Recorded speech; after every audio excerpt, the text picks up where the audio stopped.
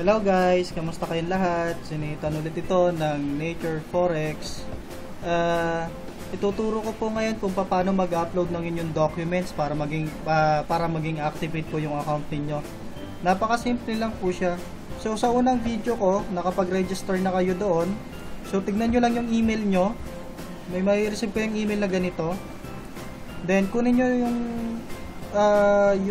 naalala nyo yung ginawa nyo na email and password nyo.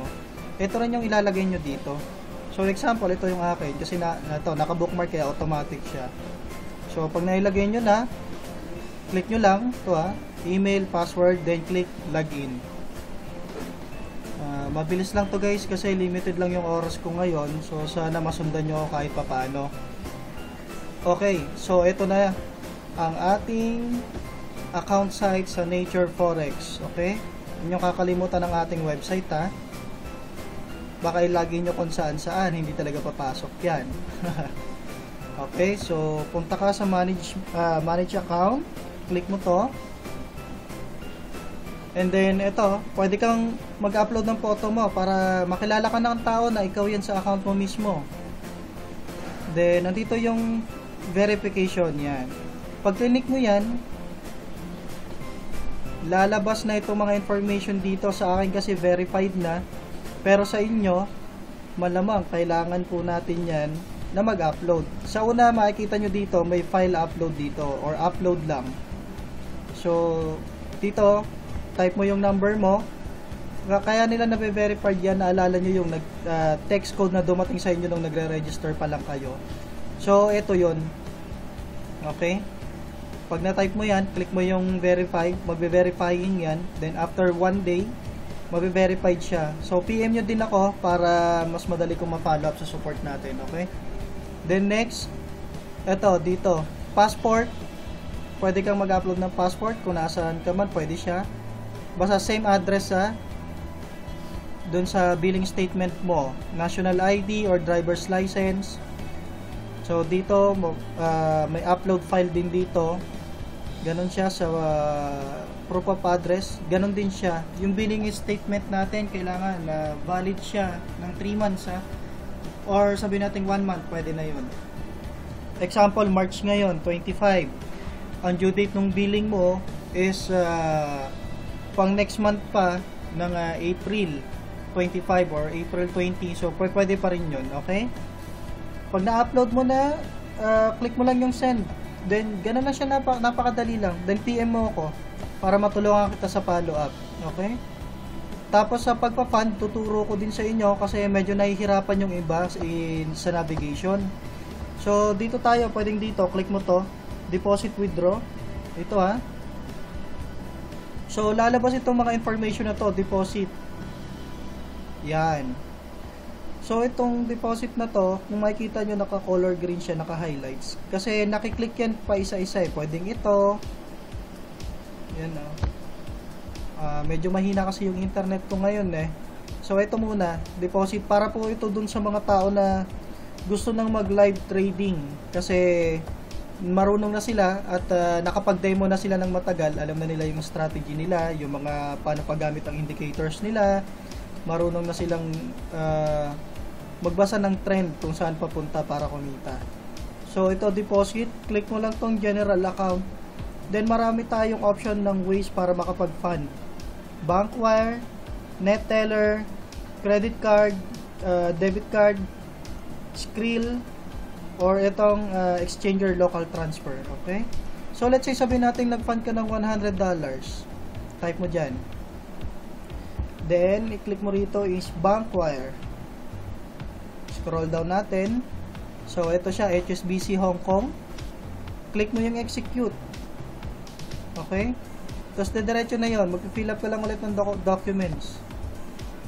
Or sabihin natin, meron kang net teller. Kasi karamihan ngayon, may mga gumagamit na net teller, lalo na yung mga Bitcoin users. Pag na-click mo yan, login mo lang dito yung account mo sa may net teller. Tapos, execute. Ganon lang po siya kadali. And then next, eto na. Alam ko mas marami ang mas gumagamit ng credit card or debit card. So, ito siya. Pag click mo yon, lalabas dito. Pag clinic mo yan, mag-scroll down, mamili ka kung Visa or Mastercard. Okay? China Union Pay, hindi ko alam kung sino pang gumamit kasi marami tayo. Pero meron din mga ilan-ilan sigurong gumagamit. But mostly talaga is credit card or debit card. Then, ganun ulit. Click mo ulit tong execute. Then, magpifill up ka lang nung form mo, yung sa may bank details mo, para ma-configure nila na talagang sa'yo yung card na gagamitin mo. Ito, Skrill. Ang huling nag-fund dito sa Skrill ay yung isang trader natin na taga Qatar, si Mr. Joseph. So, sa Skrill, ganun din siya. Makita nyo dito, please ensure that the Skrill money brokers account that you use to deposit is registered under your name. So, ibig sabihin yung na-registered mo na Skrill ay kailangan nakapangalan sa'yo at ito ay pareho ng pangalan dito sa account mo sa Nature Forex. Tapos, sometimes may mga email na lumalabas dito, yung previous email mo. Dahil hindi naman yan yung Skrill mo, pwede mong i-click yung add new email. Type mo dito yung email ng Skrill mo. Okay? Then, send code. Pagka-send mo ng code, yung email mo na yon sa Skrill at yung Gmail mo na ginamit or email, may matatanggap kang code. Lagay mo naman siya dito. So, sabihin natin ito yung natanggap mo. Then, pag nalagay mo na yan, click execute. Then, magbe-verify na yon. Hindi siya magtatagal ng for verification transfer. Napakabilis niya eh. Siguro maabot lang to ng 5 to 10 minutes. So, ganun lang siya kadali. Para po sa mga nakapag-fund na, trade wisely po. Huwag po tayo maging greedy. So, yun lang po yung follow ko. Then, yung iba naman pong nakaregister na wala pang MetaTrader 4 sa kanilang mga computer or laptop. Ito po, nakikita nyo po dito yung pangalan nyo, diba? Itutok nyo lang po yung inyong mouse. Huwag nyo po siyang i-click ha. Itutok nyo lang siya. Then, bababa, ito, lumabas siya, diba? Nakita nyo. Oh. Tapos, makikita nyo sa baba, download MetaTrader 4 or download MT4. Pag-click nyo yan, okay? So, dito sa baba, ito siya. Lalabas yan dito eh. Ito na. Sorry, medyo nakat yung screen ko. Pasensya na. Then, pag-click mo yan, click mo lang yung run. Then, next ka ng next. Then, finish. So, ganun lang siya kadali na mag-install ng ating MT4 or MetaTrader 4. Okay, dahil ako meron na, i-cancel ko na lang. Okay, then, punta na tayo. Mapupunta sa desktop yan, yung MetaTrader 4 na ginamit ninyo. Okay, then, click mo lang yung enter. Para makapag-start naman po dito yung mga nagde-demo. Okay, pag open yan, so eto na. Okay, eto na yon. Tapos makikita nyo, blanco siya lahat. Eto, makita nyo, meron akong trade dito ng buy. Kasi may pinag-aaralan ako nung nakaraan. So, dahil demo ito, pakita ko muna sa inyo kung paano mag-login. Kasi, yung iba nalilito kung paano mag-login. Merong nakakagawa ulit ng panibagong demo. Meron naman na ayaw daw mabuksan. Kasi hindi nila makita yung tamang server natin. So, dito, nakikita nyo to. Yung arrow ko sundan nyo.